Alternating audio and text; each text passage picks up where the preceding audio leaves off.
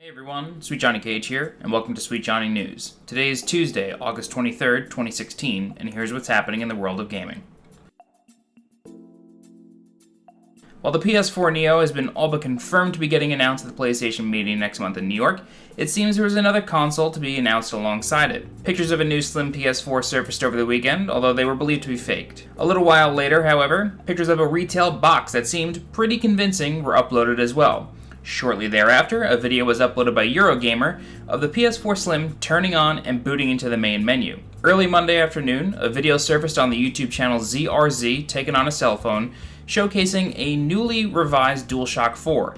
The narrator of the video told us that we would see an unboxing video of the entire PlayStation 4 Slim retail package later on. That video was uploaded late last night, although it has since been taken down, but you can see it here as I'm showing. Inside the retail package is the new PS4 Slim, which seems to have completely done away with faceplates, so Project Skylight might be over. Also in the box is the new DualShock 4, a headset, power cable, and, whatever else you would need when you get a console. This video, like I said, has been taken down by Sony, so this is obviously, most likely, real. Something interesting to note, however, is that the newly revised DualShock 4 seems to have a bit of a transparent area on the touchpad where the light bar shines through. This is not a second light bar, although reports have come out that it is still using the same exact battery in the old DualShock, so it's questionable whether or not battery life on the DualShock 4 will be better. Rest assured, however, this is not a second light bar. They're not going to drain the battery life any more than it already does, but hopefully everything will be revealed in September at the PlayStation meeting. Sony announced yesterday via the PlayStation blog that the price of PlayStation Plus would be going up. A year subscription now costs $59.99, up from $49.99. A 3-month subscription now costs $24.99 as opposed to $17.99, and the 1-month subscriptions will be the same at $9.99. These changes are set to go into effect sometime in mid-September, so stock up on prepaid subscription cards while you can, and be sure to cancel your auto-renew if you have it set and you don't like these prices. It's difficult to figure out a reason or think of a reason why they need to increase the price other than they feel they can make more money. I don't think Sony's been hurting. I'm not their bookkeeper, I'm not their accountant, I don't know. It just seems like a very odd increase given how much goodwill they've garnered with their core audience over the past few years with this system. That said, however, no new features were announced alongside this price increase. Instead, it came in the monthly "Here Are Your Free Games" blog post. Very odd, seems a little sneaky, but what are you gonna do? This is probably starting to sound like a PlayStation-only news show, but I promise there's other news coming after this. Sony announced today via the PlayStation blog that PlayStation Now would be coming to the PC. Now, Remote Play has been on the PC for a couple of months with some success, but now we are seeing the PlayStation 3 game subscription service moving to PC. The very interesting thing that came along with this announcement, however, is that Sony and PlayStation will be releasing a DualShock 4 wireless USB adapter.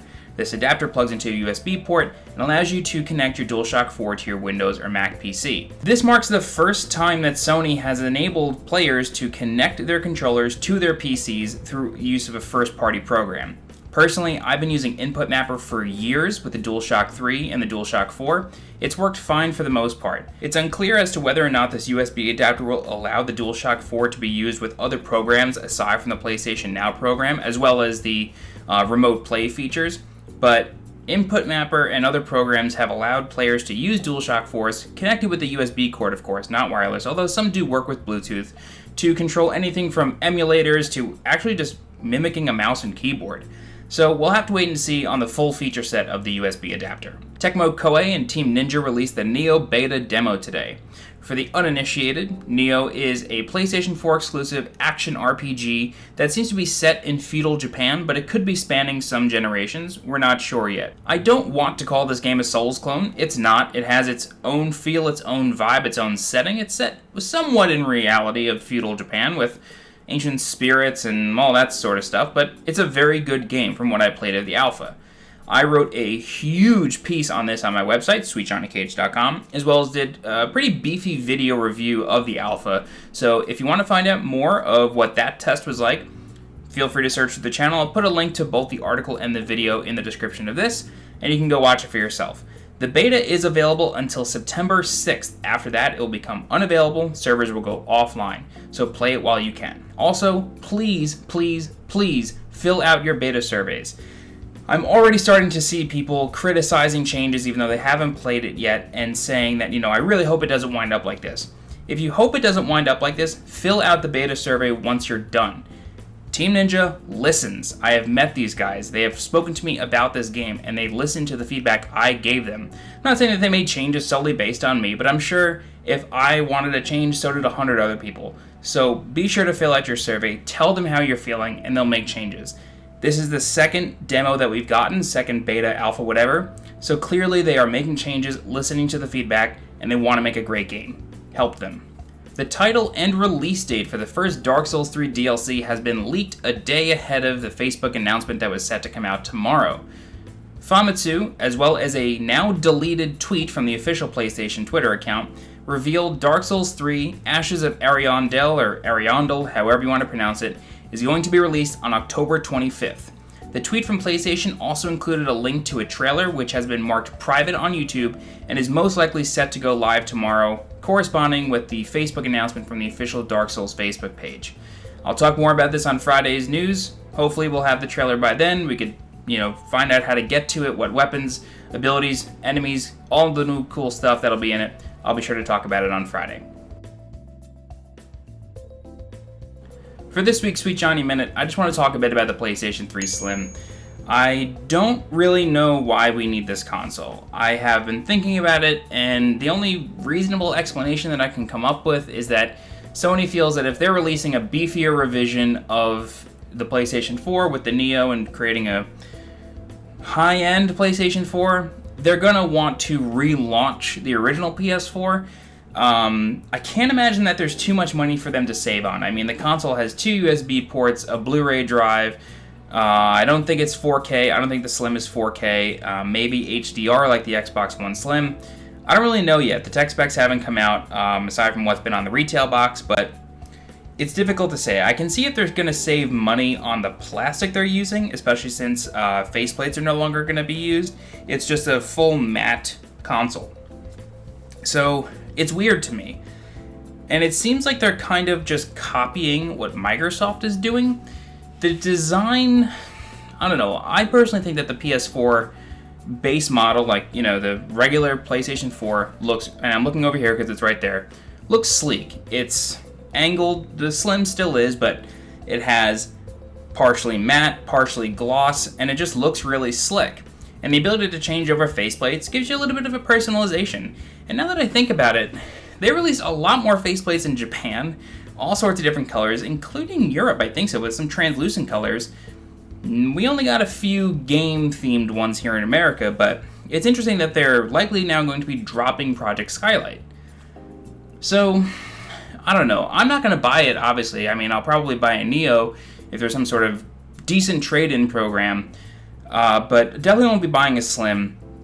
I don't like the design at all. It's lackluster. I mean, even the first PS3 Slim, while looking pretty interesting, dropping the full gloss finish for a full matte finish and changing the typeface and the PlayStation 3 logo and everything like that, just didn't feel right. Sorry for the Google Chat sound. So yeah, I'm not a fan of the design. Don't mean to talk in circles, but I'm interested to see Sony's explanation at the PlayStation meeting and, why they feel compelled to release this.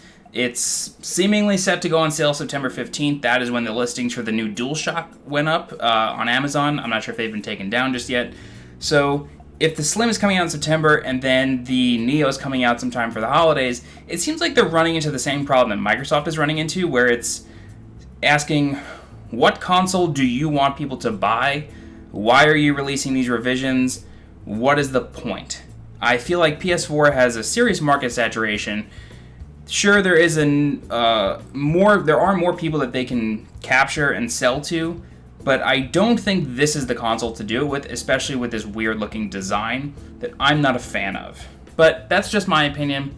You have yours. Everybody has theirs. That's what makes the world so great.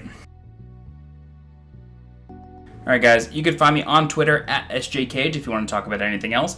If there are news stories that I'm not talking about that you want me to talk about, leave a comment, hit me up on Twitter. I'd love to talk about them. I kind of just scour the internet and write down news stories that I see throughout, every few days when I do these videos.